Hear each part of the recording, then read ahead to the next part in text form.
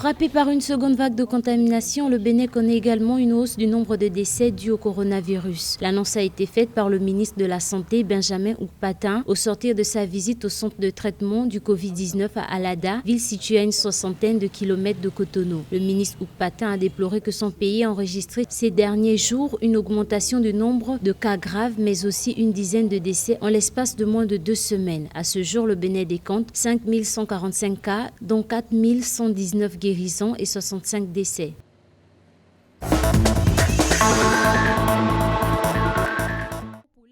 Selon le gouvernement du Cap-Vert, la campagne de vaccination contre le Covid-19 qui a été révélée ce vendredi 19 février prévoit un taux de vaccination de 60% de sa population d'ici 2023. À cet effet, cette campagne de vaccination cible 20% de la population capverdienne en 2021, 20% en 2022 et 20% en 2023. Les autorités du pays envisagent de vacciner 111 372 personnes issues de groupes prioritaires tels que les professionnels de santé, les personnes atteintes de maladies chroniques, les personnes âgées, les enseignants, les professionnels du secteur du tourisme et la police, les militaires ainsi que les pompiers.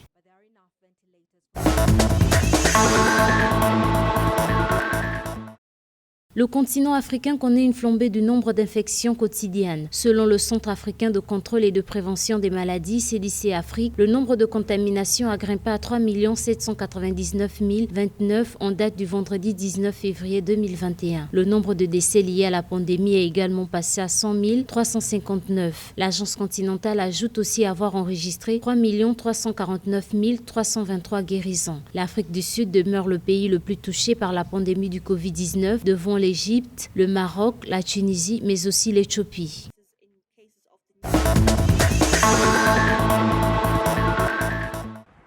En Zambie, le ministère de la Santé a annoncé vendredi 19 février que le nombre de décès liés au Covid-19 a dépassé les 1000, alors que le pays continue de voir une augmentation des nouveaux cas. En effet, ce pays d'Afrique australe a enregistré 11 décès supplémentaires au cours des dernières 24 heures, ce qui porte le total des décès à 1002. Sur les 4433 tests effectués, le pays a enregistré 736 nouveaux cas au cours de la même période, ce qui porte le nombre cumulé de cas à 73 203 depuis le premier cas signalé en mars 2020. Environ 962 patients se sont rétablis au cours de la même période, ce qui porte le nombre total de guérisons à 66 013.